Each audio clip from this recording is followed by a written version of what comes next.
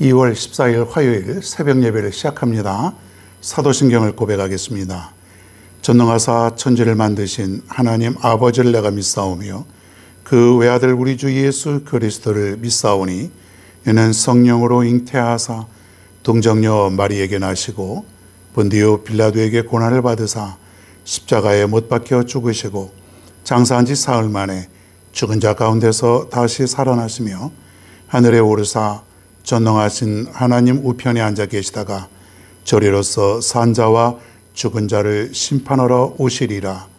성령을 믿사오며 거룩한 공예와 성도가 서로 교통하는 것과 죄를 사하여 주시는 것과 몸이 다시 사는 것과 영원히 사는 것을 믿사옵나이다. 아멘. 오늘 성경 말씀은 룻기 1장 14절이 되겠습니다. 1장 14절 제가 읽겠습니다. 그들이 소리를 높여 다시 울더니 오르바는 그의 시어머니에게 입맞추되 룻은 그를 붙쫓았더라. 아멘. 오늘은 룻기서 두 번째 나오미의 사랑, 이러한 제목으로 오늘 말씀을 전합니다. 나오미라고 하는 사람, 이 여인이 이제 베들레헴에 큰 흉년이 들어서 잘 살아보겠다고 이웃 나라로 오늘날로 말하면 이민을 간 거예요. 이제 그곳에서 살다가 그만 얼마 안 가서 남편이 죽게 되고, 그리고 이제 10년쯤 지나서 모압 여인들과 이제 결혼을 한 두 아들이 있었는데 그 아들마저 다 죽게 됩니다.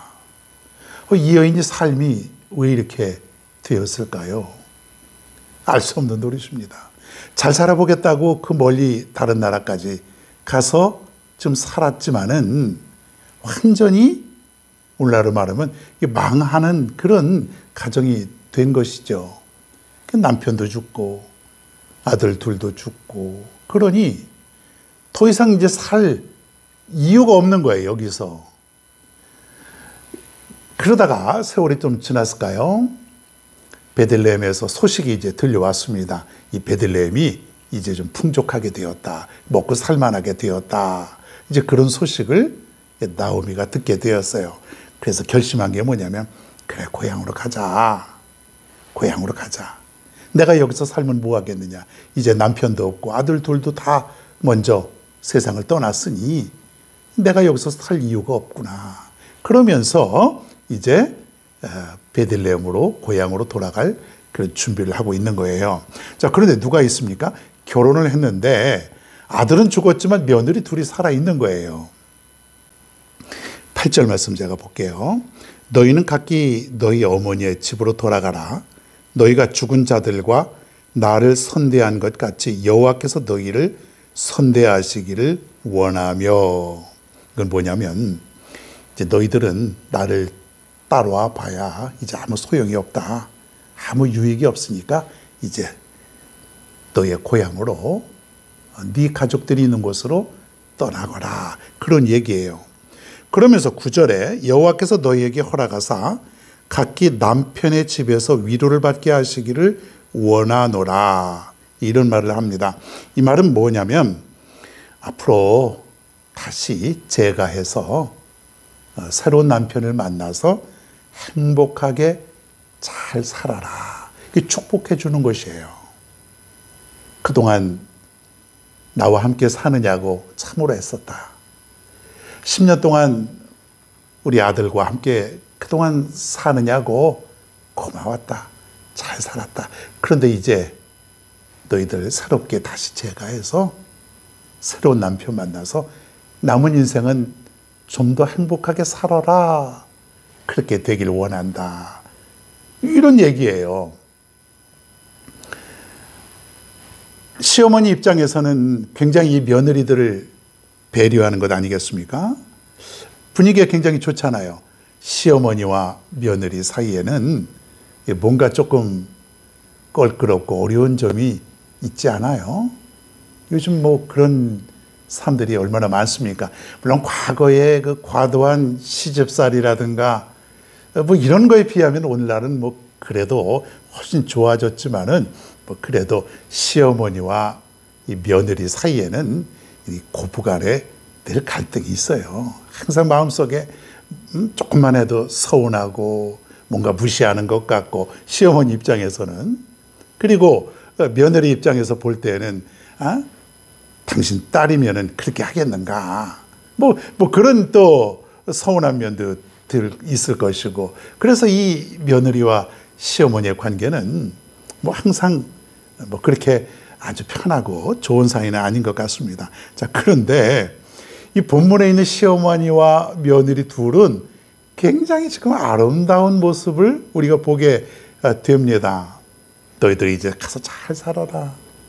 그동안 나와 함께 사느냐고 고생 많았다. 고마웠다. 기뻤다. 이제 남은 인생은 너희들이 좀 더 행복하게 살거라.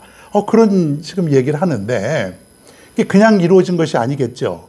아마 두 며느리하고 나오미 시어머니는 아마 잘 살았던 것 같아요. 관계가 참 좋았던 것 같아요. 본문에서 우리가 한번 살펴볼 것은 시어머니와 며느리의 한번 모습을 살펴봅니다. 11절에 보니까 이런 말이 있어요. 내 딸들아 돌아가라. 내 딸들아.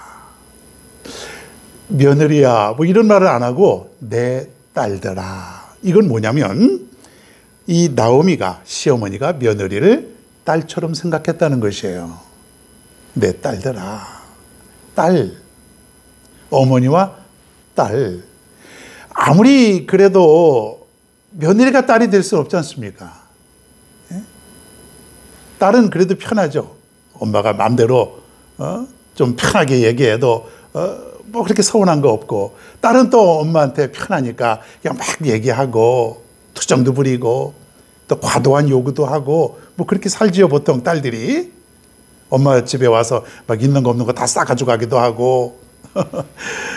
근데 여기 보니까 시어머니와 며느리의 관계가 지금 내 딸들아, 딸같이 생각하는 것이에요. 내 딸들아, 너희들은 내 딸이나 마찬가지다. 이런 얘기죠. 여러분, 이런 관계가 되었으면 얼마나 좋을까요? 오늘 이 말씀을 듣는 여러분의 가정에도 분명히 며느리가 있고 시어머니가 있는 그런 가정들이 아직도 있을 것이에요. 이 나오미를 통해서, 이 룻기서를 통해서 이런 멋있는 그런 시어머니와 며느리가 되었으면 좋겠습니다. 이거는요, 그냥 억지로 되는 것이 아니에요. 조금 더 살펴봅니다. 그리고 이 나오미는 자신보다 며느리의 입장을 먼저 생각하고 염려했습니다. 남편도 잃고 또 아들도 잃고, 그러니 이 나오미의 입장에서 얼마나 상심이 컸겠느냐 이거예요. 얼마나 상심이 컸겠느냐. 그런데도 불구하고 자기보다는 젊은 두 며느리가 앞으로 더 행복하게 살기를 바라는 그런 배려의 마음, 이것이 바로 나오미의 마음이었다. 시어머니는 두 며느리를 지금 배려해 주는 거예요. 나 따라와야 소용없다.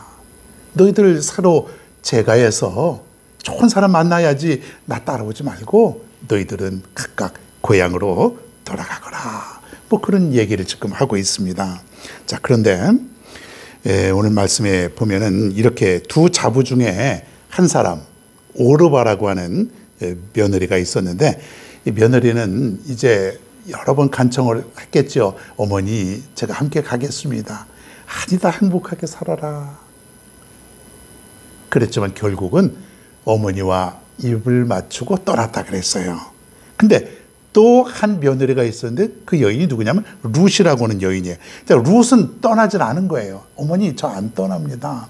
14절 오늘 말씀에 이제 보니까 이런 얘기예요.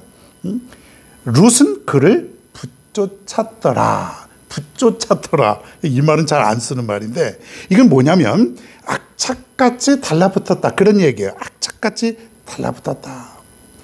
룻도 분명히 고향에 가면은 부모님도 있었을 것이고 또 거기에 친척들, 또 뭐 형제 자매나 이런 사람들도 분명히 있었지 않겠습니까? 그 중에 몇 명은. 자, 그런데 이 나오미를, 시어머니를 어머니처럼 생각한 거예요.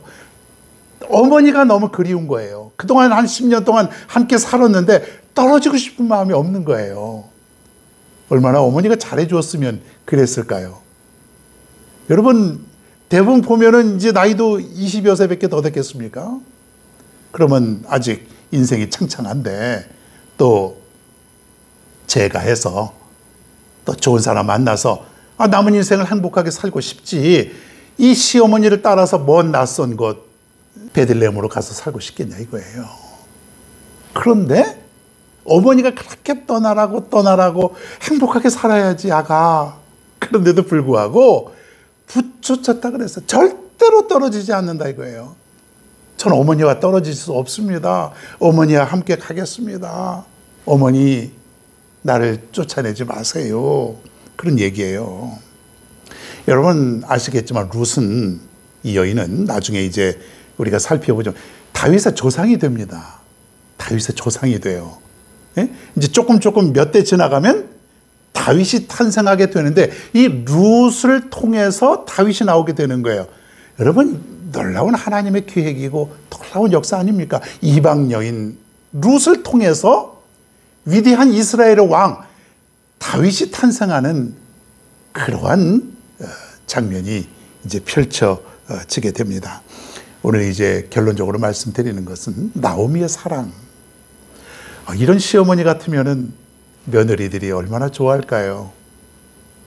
그냥 성격도 괴팍하고 그냥 까칠까칠하고 그냥 며느리를 그냥 쥐잡듯이 잡으려고 하는, 뭐 요즘 그런 잡히는 사람이 있을지 모르겠지만은 그러려고 하는 좀 어려운 그런 먼 것 같은 그런 시어머니가 아니라 정말 딸 같고 며느리 입장에서는 어머니 같은, 떨어지고 싶지 않은 어머니. 저는 안 떠납니다. 그냥 붙쫓았다는 거, 절대로 떨어질 수 없는. 이게 뭐예요? 사랑이죠. 여러분 사랑은 이런 놀라운 기적을 만들어내고 있다고 하는 사실이죠. 오늘 제가 이 며느리와 시어머니의 관계를 얘기하지만 이 말씀은요 우리 삶 속에 어느 곳에서도 적용이 됩니다. 여러분 가정에서도 그렇고 교회도 마찬가지예요. 이러한 사랑이 있으면은 절대로 떠날 수가 없는 거예요. 떠날 수가 없고 그 사람을 떠날 수 없고 그 사람과의 관계가 나빠질 수도 없고. 왜 그렇습니까? 사랑 때문에. 우리는요 조금 사랑하다가 조금 마음에 안 들면은 사랑이 다 없어져 버려요. 좀 한 몇 년 또 사랑하다가 또 우리가 변하기도 하고, 그런 사랑이죠. 영원한 사랑이 아니고 좀 변하고 또 조건적인 사랑이고 형식적인 사랑이고, 그런 관계 속에서 우리가 직장 생활 또 사업하는 사람들 또 이웃 그 지역 사회에서 사는 그런 사람들이 대부분 그런 사람들이 많아요. 형식적인 어떤 관계와 또 사랑. 진정한 사랑을 우리가 해보면은 절대로 그 사람을 떠나지 않는 거예요.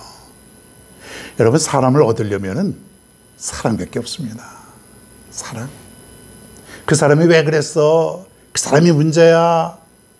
우린 잠깐 비난하기 쉬운데 진정한 사랑이 우리에게 있으면요 사람을 얻을 수가 있어요. 떠나지 않습니다. 여러분 이런 사랑을 한번 해보시길 바랍니다. 이런 사랑을 가지고 여러분 인생을 한번 살아가시길 바랍니다. 지금까지는 좀 부족했고 그러지 못했을지라도 지금부터 이 나오미와 룻과 같은 이 며느리와 시어머니의 사랑, 며느리 입장에서는 어머니와 같고 어머니의 입장에서는 딸과 같은 정말 놀라운 이런 사랑, 이런 관계, 눈물 나지 않습니까? 오늘 나오미의 사랑을 통해서 많이 깨닫습니다. 지금까지 나는 사랑 그렇게 외쳤지만은 형식적인 그런 사랑은 아니었던가. 여러분 한번 깨달아 보시고 오늘도 가까운 가족부터 또 이웃, 여러분이 만나는 모든 사람과의 관계가 깊은 사랑 속에서 이루어져 가는 그런 복된 하루가 될 수 있기를 바랍니다.